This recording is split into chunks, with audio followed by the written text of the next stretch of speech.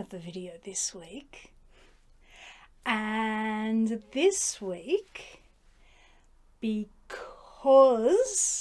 there is a new movie coming out, I thought I would actually get on the crest of the tide, as opposed to, as usual, just completely missing it altogether, like happened with Poor Things. But I had the films on my shelf, so I watched them. Do you guess what we're doing? Well, before I let you know what we're doing, if you want to support us, remember there is our shop where we have books and writing services.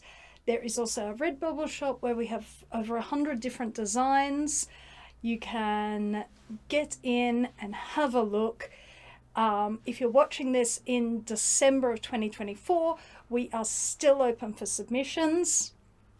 And that closes up on December 31st. So if you wanted to get something in, get it in now. All right. Like, subscribe, comment, and share. Okay, so I'm back. And the last time I hijacked this channel, I talked about how to go from Buster Keaton movies to German Expressionist films. Remember that? Well, now we get to see why we needed to learn German Expressionist films, because we are having a look at not one, but two Nosferatu, because there is a third Nosferatu opening at the cinemas. So I thought we'd go all the way back to the very beginning, to over 100 years ago, to 1922, when F.W. Murnau quite decided that copyright law did not apply to him, and that he would like to make Dracula without the Stoker family's permission, or the Stoker estate's permission to use Dracula, and then lost the lawsuit after he'd made the film. Clearly, Murnau was a man who decided that it is better to ask forgiveness than permission. He was one of those. So Nosferatu, A Symphony of Horror, is a film that technically shouldn't exist anymore, because when Murnau lost the lawsuit against that the Stoker estate brought against him, all the copies of the film were supposed to be destroyed as part of the settlement. So it wasn't completely destroyed, and so we have Murnau's Nosferatu. Here's, if I change a little bit here and there, it won't be Dracula. Yeah, it's basically Dracula all the way up. The whole thing is Dracula pretty much all the way up until after the ship lands. Then it has some changes, but it's Dracula. It's Dracula. It's Dracula. In fact, I watched both of these last night, and it's so Dracula that Francis Ford Coppola is using bits of this in his Dracula, his 92 Dracula. So, yeah, it's Dracula. But everyone knows this. Everyone knows this silent film. If you know nothing about silent films, you've at least seen this. I can tell you, it doesn't work as a double feature with The General. Do not do that. I think it would probably work as a double feature with The Student of Prague, though that'd probably be a very long night because The Student of Prague is about 2 hours long.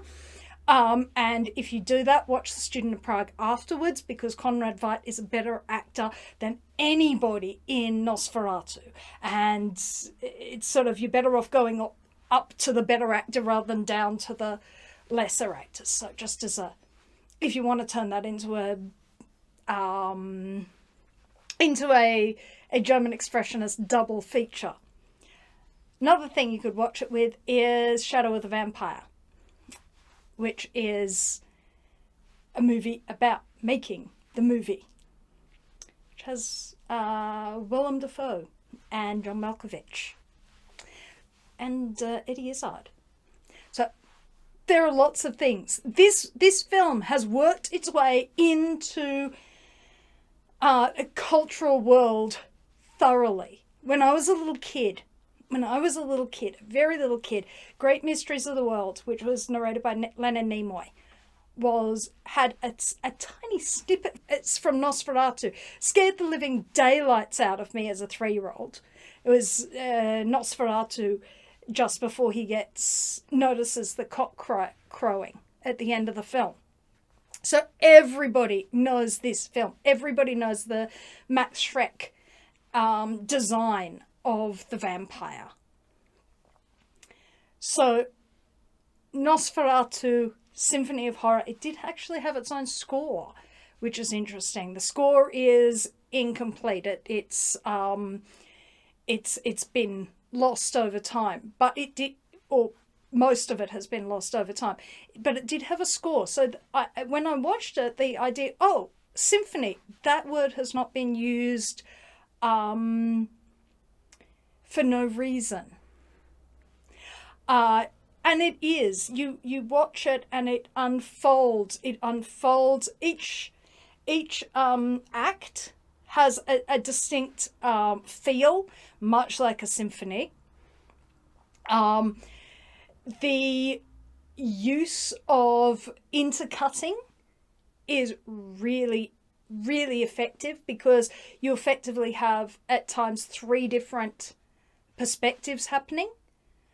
You have Ellen, you have Hutter, and you have Count Orlok, Dracula, Jonathan, and Mina, really, if she's Jonathan's wife, but for some reason she gets called Lucy in the next one we have a look at. But this idea of the idea of the wife worried about a husband on a long journey away, a dangerous journey.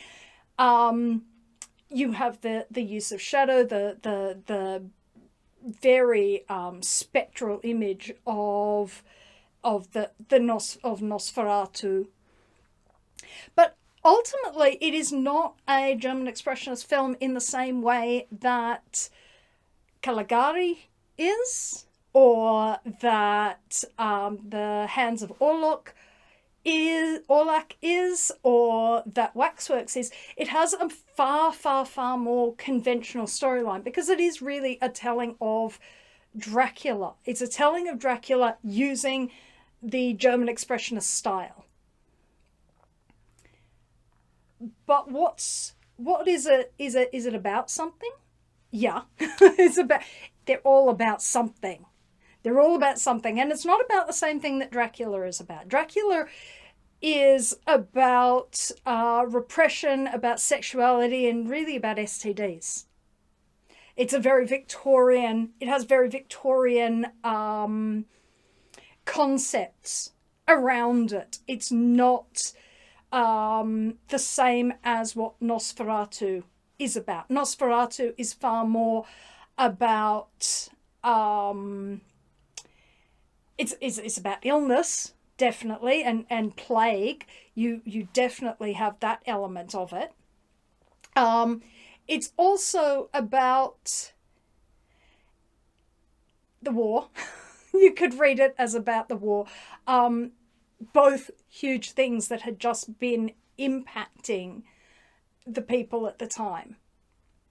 So you have the Nosferatu that comes in, that spreads this pestilence that everyone thinks is the plague, but is actually the vampire feeding in the city, where he is utterly unstoppable, because clearly he's really really outfed his castle, because everyone is like, no, no, no, we don't go past, we don't go to the Borgo Pass, we don't go up to the castle. Whoa, no, we the scary castle on the hill is something we absolutely avoid, because you will get murdered up there. So he's kind of, it needs to go back, he needs it to go back to being the scary castle on the hill, and have the villagers come closer to it again, because he's hunted that place out. So he goes to the city. He goes to the city, and now he's hunting that out. But it's so much bigger. And Nosferatu's not really very good at self-restraint. And so this massive death, the massive amount of death in the city, is really reflective of the much higher population of the area, and what happens when plague or illness goes through that. But it also can be that Nosferatu is the war. That the war going through this and just taking all these people out of the city, all these people who being killed, is something that people had been dealing with. So it's definitely working with the sorts of anxieties that were around in 1922. But as I said, it is not nearly as stylized as some of the other German expressionist films. Not nearly as stylized. So in that way, it's quite interesting to see what different directors bring to the style.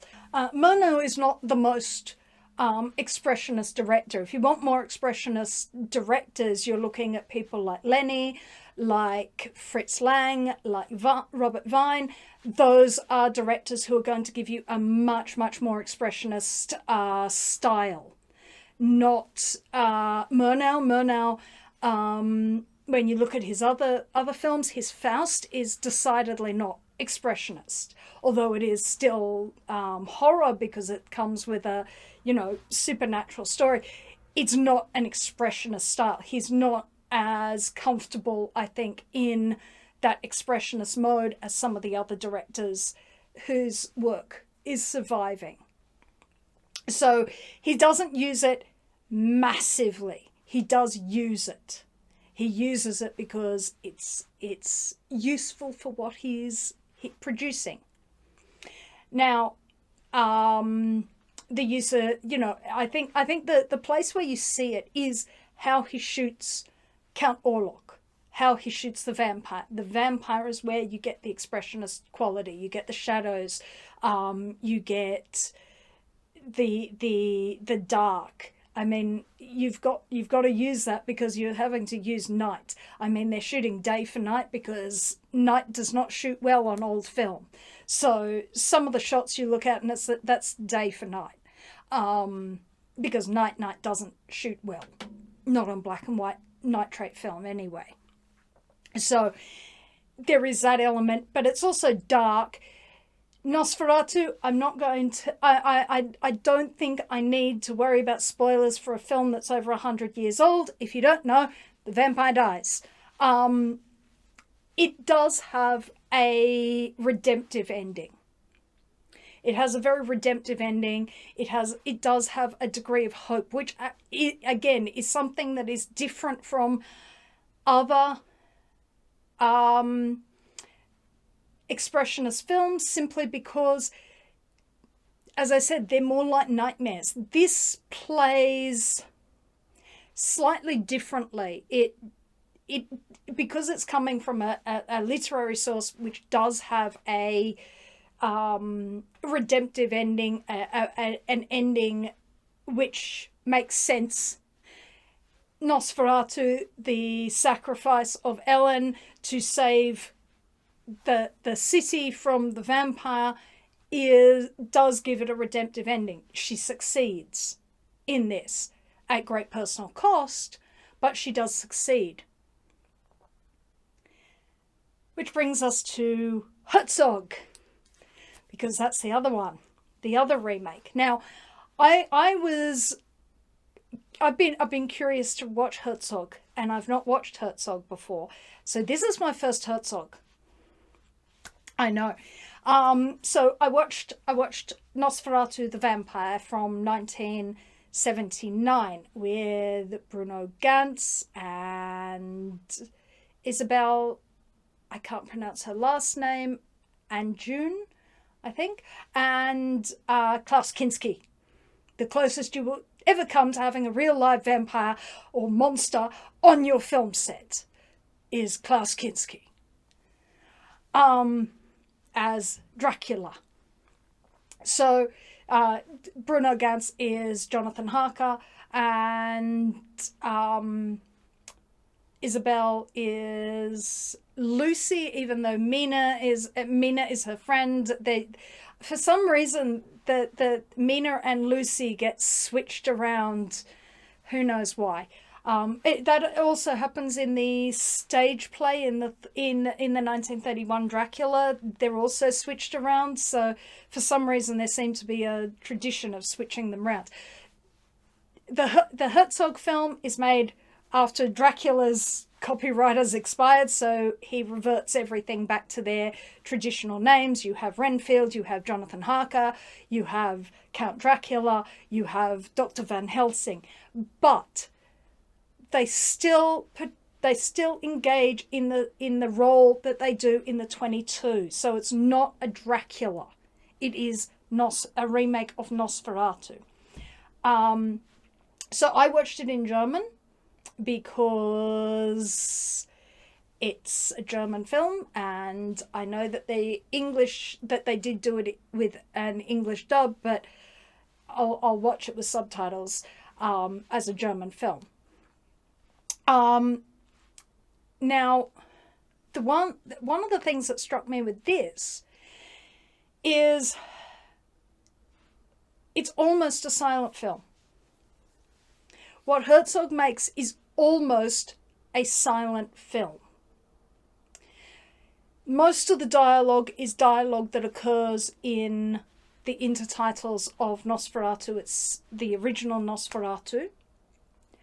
Where additional dialogue is added, it is added more to create a bit more clarification around motivation, which is hard to tell in the silent film, which does have very few intertitles. I think Caligari has more intertitle information than Nosferatu, even though it's a much leaner sort of a film. That one has more information than Nosferatu.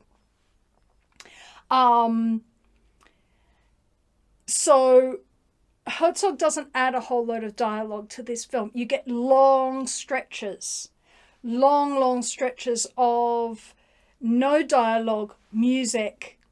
You have more of a sense of backstory, or not backstory, but you have a bit more framing material in the Herzog, so that you actually see more of Harker and his wife, and you see more of her anxiety. And I think it's conveyed different because you don't have the very broad acting of the German expressionist style. It's actually easier to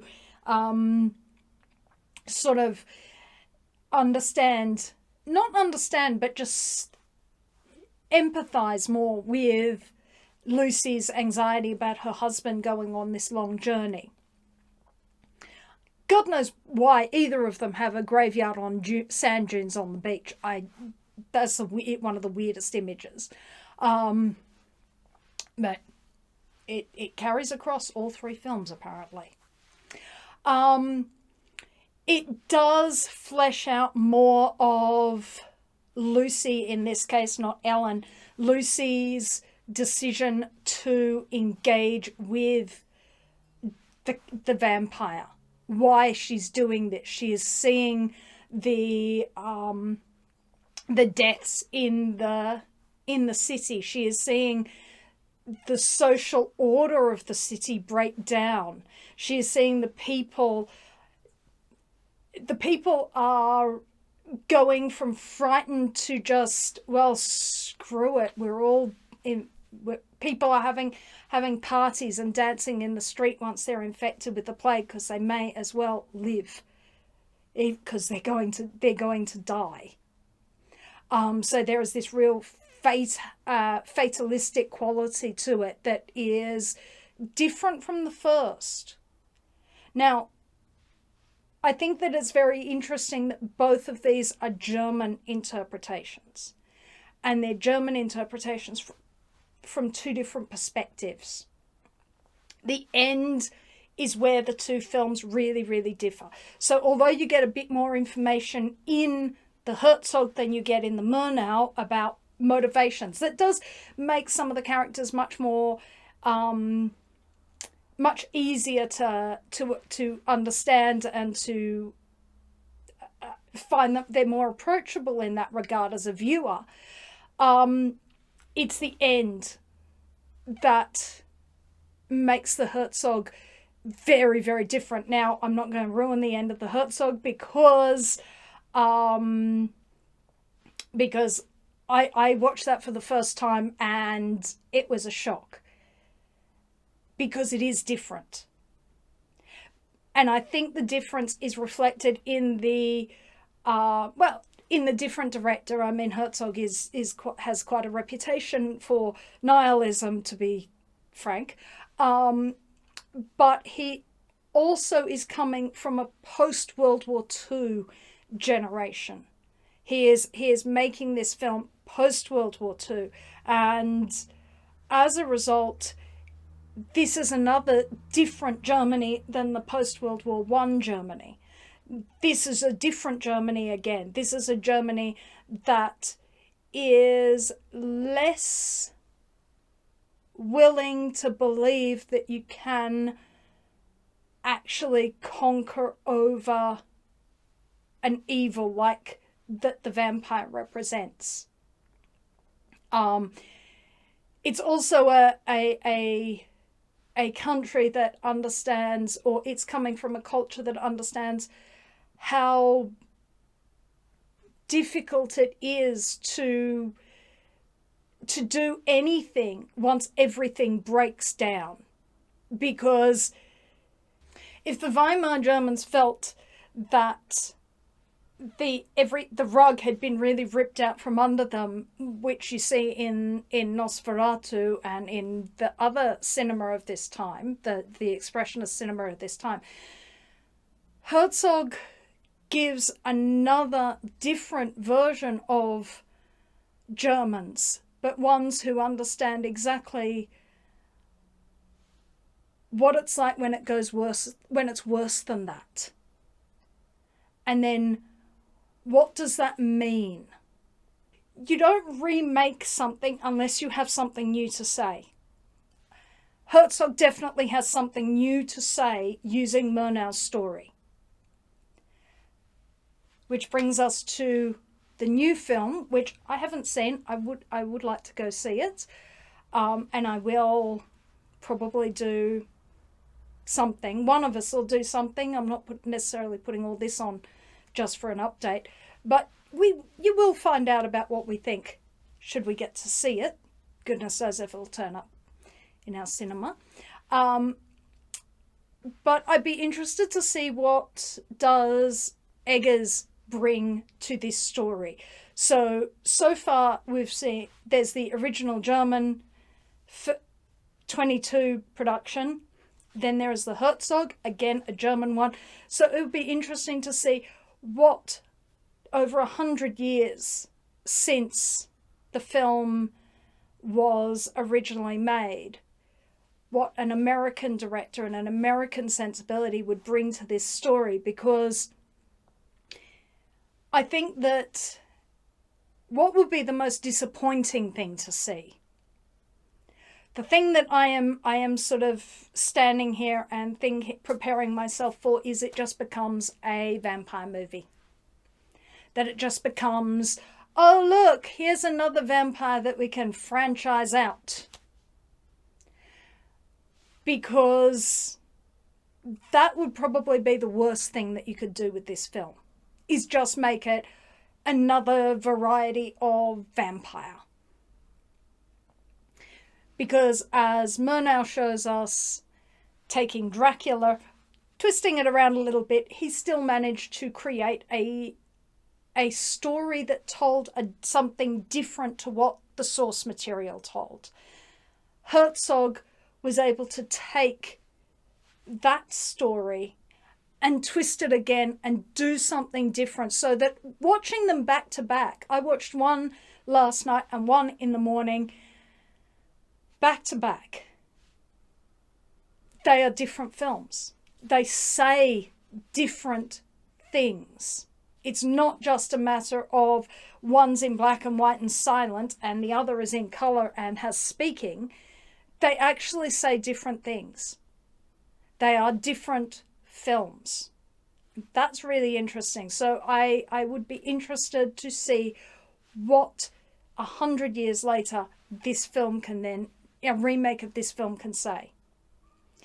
If it doesn't say anything, if it is just a vampire film, I'd be disappointed. But this is the man who made The Lighthouse. So I hope that there is something he actually wants to say. He's not just taking up Hollywood's usual, or what seems to be the usual thing of just cannibalizing and regurgitating the same things over and over and over again. It would be a shame if that's all they did with this film, this concept, because yeah, I'm kind of sick to death of remakes and reboots and franchising things. So anyway, let's see exactly whether Nosferatu is undead and able to make another outing, or if he's about to become as dead as Christopher Lee's Hammer Dracula. So, until next time, Auf Wiedersehen.